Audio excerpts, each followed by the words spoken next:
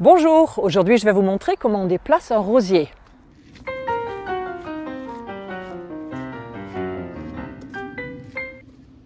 Bonjour et bienvenue. Parfois il n'est pas toujours évident de trouver tout de suite la place parfaite pour nos rosiers. On peut se tromper sur le coloris ou bien sur la taille de la plante adulte et puis après ça ne va plus du tout avec les voisins du massif. Ou bien aussi on a des travaux à faire sur la maison ou sur la terrasse et le rosier malheureusement doit déménager. Parfois aussi, il n'est pas du tout épanoui là où on l'a planté et il vaut mieux qu'il change de place. J'ai déjà déplacé pas mal de rosiers et je peux vous assurer que ce n'est absolument pas sorcier, mais évidemment, plus le rosier est âgé, plus son système racinaire est développé et plus le travail devient physique. L'automne est un bon moment pour déplacer un rosier. La croissance des tiges commence à s'arrêter, mais les racines peuvent encore continuer à pousser tant que le sol n'est pas gelé. Et puis, les pluies de l'hiver vont normalement apporter assez d'humidité pour nous dispenser de l'arrosage. En fait, c'est presque pareil que la plantation d'un rosier à racines nues. Ces rosiers-là sont arrachés dans les champs et replantés chez vous. Donc, un simple déplacement. Et cette plantation-là, elle se fait à peu près du mois de novembre jusqu'à la fin du mois de mars. À partir du printemps, quand les rosiers utilisent leur énergie pour croître et former leurs premières fleurs, c'est un moment moins idéal. Je vous déconseillerais également de déplanter vos rosiers en plein été, quand il fait chaud et sec, car comme on va réduire forcément leur système racinaire, elles auront du mal à alimenter le rosier.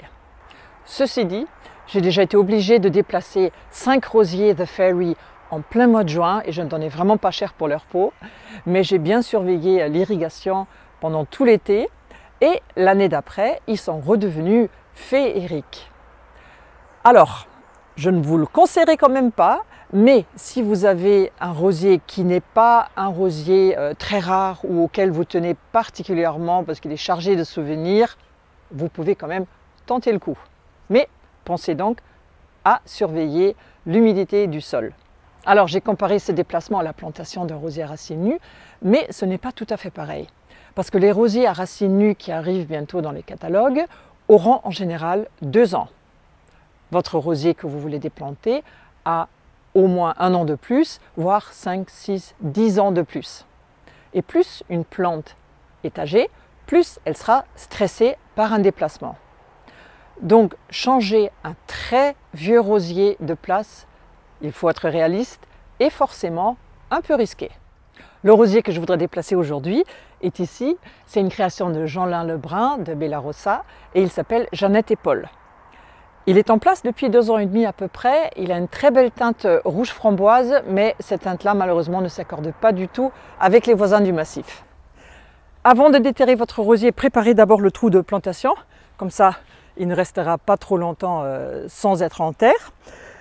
Prévoyez un trou assez large, assez profond, mais vous pouvez toujours l'ajuster une fois que vous voyez la taille réelle de ses racines. Une autre possibilité serait de planter votre rosier dans un conteneur en attendant de trouver son emplacement final. En hiver dernier, j'ai planté ce rosier de David Austin, Emily Bronte, devant la maison. Et malheureusement, pour faire des travaux sur la façade, il a fallu placer des échelles dans le massif d'Emily Bronte. Et pour ne pas l'endommager, j'ai préféré le sortir et le mettre dans ce pot en attendant. Qui est bien sûr beaucoup trop petit, je ne le laisserai pas là-dedans, c'est juste temporaire. Mais revenons à Jeannette et Paul. Si c'était un rosier très volumineux ou un grimpant, je taillerais un peu ses rameaux pour pouvoir le manipuler plus facilement. Pour la taille de ces rameaux, 2 écoles s'affrontent. La première conseille de tailler très court tous les rameaux pour équilibrer le rapport entre la nouvelle longueur des racines, qu'on aura endommagé forcément, et la longueur des pousses. Ils argumentent que les racines raccourcies ne seront pas capables de bien alimenter toute la partie aérienne. C'est ce qui se pratique en général en horticulture, où on taille très sévèrement les arbres et les arbustes qui sont à la vente en racines nues. Et cela facilite bien évidemment aussi leur stockage et le transport. Une autre école conseille au contraire de laisser un maximum de pousses, parce que toute la partie aérienne participe à la création d'énergie, tant que les feuilles sont encore sur les plantes par la photosynthèse, et avant l'hiver, cette énergie sous forme de sucre sera stockée dans le bois des racines, mais aussi dans le bois des rameaux. Ces sucres de l'été aideront la plante à mieux résister au gel et vont participer plus tard, au printemps, au débourrement des nouveaux bourgeons, qui est une activité très gourmande en énergie. Alors comme on a infligé une blessure aux racines qui doivent se reconstruire, il est déconseillé de blesser également la partie aérienne. Les deux avis se valent, à mon avis, et mon compromis est de tailler uniquement les branches qui sont beaucoup trop longues ou qui me dérangent dans le déplacement, par exemple pour un rosier grimpant ou liane, mais je ne vais pas raccourcir les rameaux de Jeannette et Paul qui est assez petit. Je vais tout simplement regarder s'il n'y a pas des branches endommagées ou mortes que je taillerai à ce moment-là.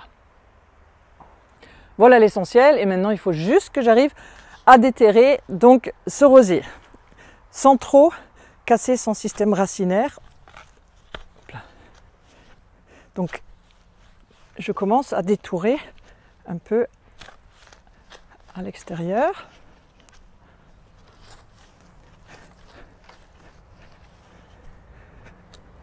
Parce que je veux avoir le plus de racines possible. Ah, j'ai déjà un caillou.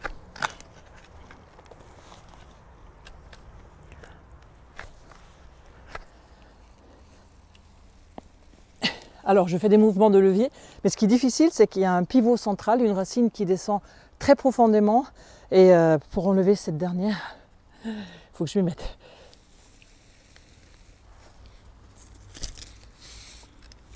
Et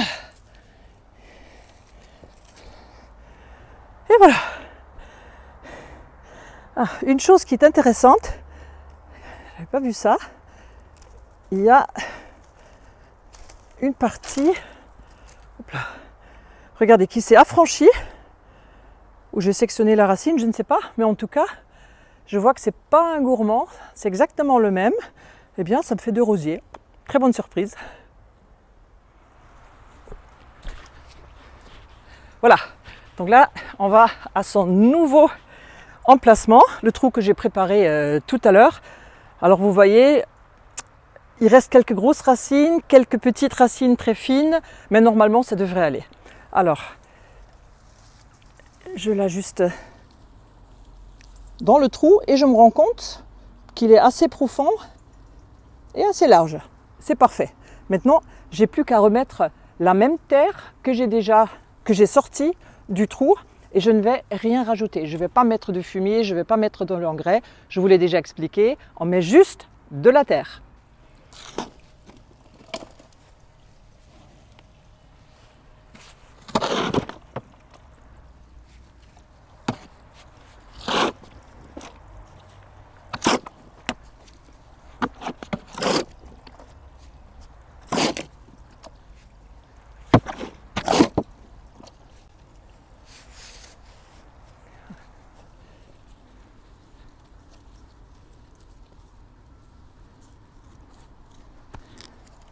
Voilà, j'ai juste raffermi un tout petit peu pour que la terre se mette bien entre les racines, mais surtout, vous n'appuyez pas fort avec votre talon. Hop, et voilà tout le reste.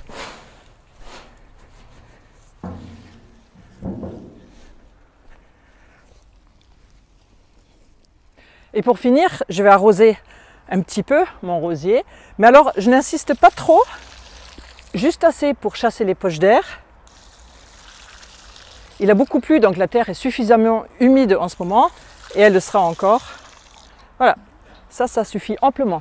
Par contre, si vous décidez de déplacer votre rosier après le printemps, là il faudra rester vraiment très vigilant et l'arroser beaucoup plus souvent, régulièrement.